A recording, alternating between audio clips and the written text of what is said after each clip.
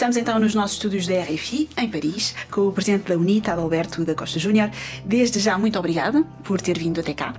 Quem agradeço sou eu pela oportunidade de cá estar. E começo por lhe perguntar o que é que o traz a Paris. Ora bem, nós estamos em Paris porque temos amanhã uma conferência do IDC África. A UNITA é membro de uma família política bastante grande, a maior, internacional, que é a Internacional Democrática do Centro.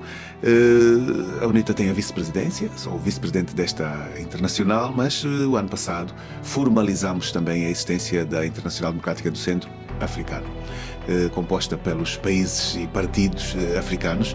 E, portanto, estamos na segunda conferência. A primeira foi em março do ano passado, em Lisboa, e amanhã, nas instalações do Senado francês, teremos a segunda grande conferência, com a participação de muita gente, de vários países, que será aberta pelo presidente do IDC África, que é o primeiro-ministro de Cabo Verde, e, portanto, com um debate de atualidade. Naturalmente que hoje as questões de paz, segurança, democracia, direitos humanos, desenvolvimento são o centro de muitas das nossas preocupações. Nós também teremos um painel que vai debater a escola. A questão educativa é uma questão central também para o continente africano, e por estarmos em Paris haverá um painel sobre as relações de França com o continente africano. Espero que a RFI se faça também ali presente e acompanhe a conferência. Óbvio que uma oportunidade de estar aqui num contexto destes traz-nos também a possibilidade de podermos ter outros encontros num âmbito bastante plural, e é o que nós temos estado a fazer desde ontem. E perguntar-lhe exatamente se as questões que estão na ordem do dia, nomeadamente a guerra na Ucrânia, nomeadamente o conflito no Médio Oriente, vão ser também debatidos. Sabe, eu aproveito esta pergunta para puxar um pouco as questões para o continente africano. Hoje em dia não há ninguém que possa estar à margem de uma reflexão e de uma interação com o que se passa na Ucrânia. Não pode estar à margem do que se passa no Médio Oriente, em Israel, e ali o problema palestiniano, mas nós chamamos a atenção, e amanhã vamos falar bastante disto, para os conflitos africanos. Muitas vezes pouco falados.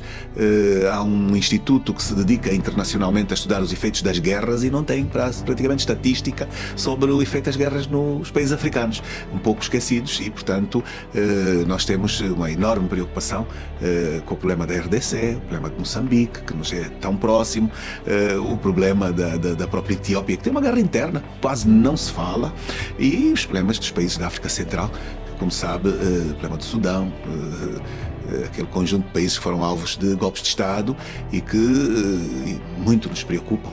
Portanto, estas questões seguramente vão ser muito debatidas amanhã. Países que estão de costas viradas contra a França, como por exemplo Mali e Burkina Faso, também estarão presentes? Nós, em termos de IDC, temos partidos que fazem parte destes países. Há confirmação de vários destes países. Espero que esta confirmação se confirme amanhã, com algumas presenças. Penso que a mudança, diria, da realidade política dos últimos dias em França poderá intervir um pouco, porque sei que havia alguns elementos que vinham também num quadro de audiências no âmbito político-institucional e que deixaram de ter estas audiências reconfirmadas por causa da forte hipótese da mudança de governação, ou melhor, mesmo que a continuidade do mesmo espaço no poder, não há garantia que sejam as mesmas pessoas que vão interpretar as funções. Então, estas questões também seguramente poderão intervir na conferência amanhã. Falando no conflito que se passa na Ucrânia, e a França tem sido um dos países que mais se tem oposto à Rússia, na quarta-feira, pela primeira vez, houve deputados da UNITA presentes nas celebrações do Dia da Rússia em Luanda. Isto significa que a UNITA está a mudar a sua posição em relação a este conflito? Não foi a primeira vez. Quem lhe fala aqui esteve mais do que uma vez na Embaixada da Rússia nos últimos anos, e vários outros colegas. Penso que neste contexto não há novidade, na medida em que nós nunca tivemos dificuldade em ter diálogo na pluralidade.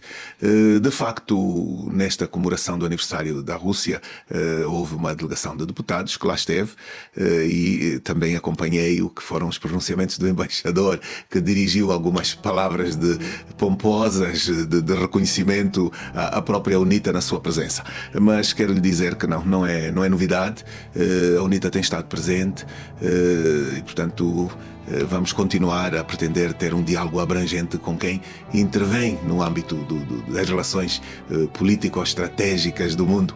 E a Rússia em Angola tem um papel histórico que nós todos conhecemos. Portanto, a Rússia não pode ficar à parte? Eu penso que seria uma ilusão se nós quisermos excluir um ator com o protagonismo e a influência que tem, detentor de material, diria, nuclear, atômico, tecnológico e com relações institucionais com uma boa parte, membro dos BRICS, uma outra das realidades que é preciso muita gente começar a saber fazer contas a esse nível e, portanto, não excluir nunca ninguém. Falando agora do que se passa em Angola, a UNITA e o MPLA concordaram participar numa comissão negocial interpartidária sobre as eleições autárquicas. Estamos então mais perto de um entendimento sobre a organização destas eleições?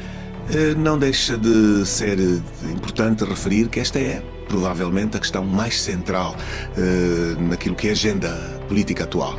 Como sabe, as autarquias locais em Angola nunca tiveram lugar, e nunca tiveram lugar porque o partido que governa, que tem estado a governar Angola, tem medo de dar ao povo, ao soberano, a condição de escolher os governantes locais.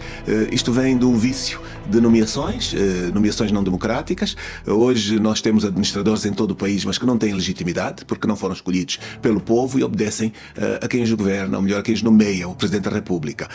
Nós temos vindo a retardar desenvolvimento, temos vindo a retardar proximidade, temos vindo a retardar a qualidade da própria governação por consequência deste problema.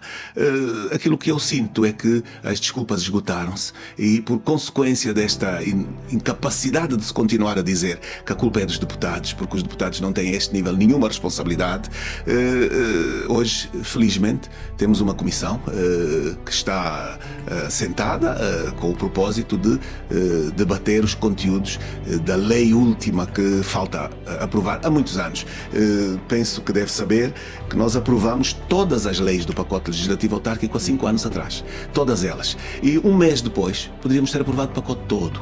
E foram sendo levadas à aprovação uma atrás da outra, muito lentamente, até que encalhou quando ficou apenas uma última lei. Eu penso que a desculpa esfarrapada, desculpe dizer assim, de que não temos eleições porque não há legalidade absoluta aprovada sobre esta questão, também se esgotou.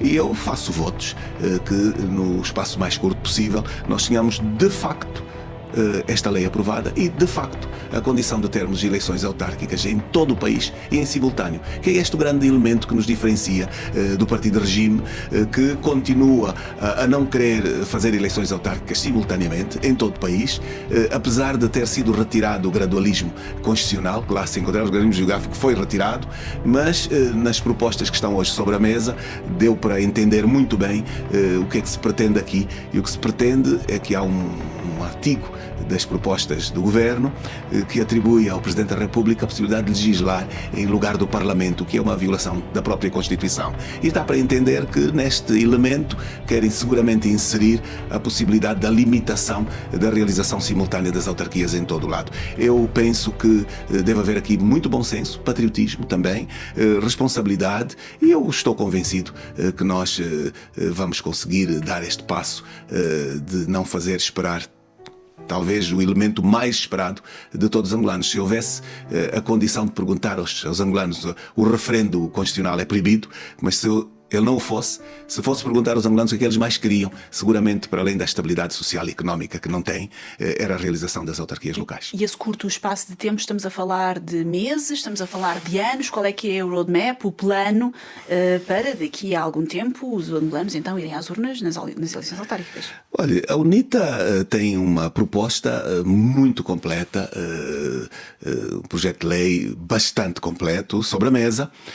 O projeto de lei do Governo é mais pequeno, enfim, tem aspectos de facto que levantam a necessidade de debate, mas é um debate que, na especialidade, se houver vontade, não temos motivo nenhum para ser mais do que 30 dias. Não há motivo absolutamente nenhum. Agora, nós entendemos que não há razão nenhuma de adiar as autarquias para além de 2025. Não há motivo nenhum. Vamos ver o que é que vai acontecer.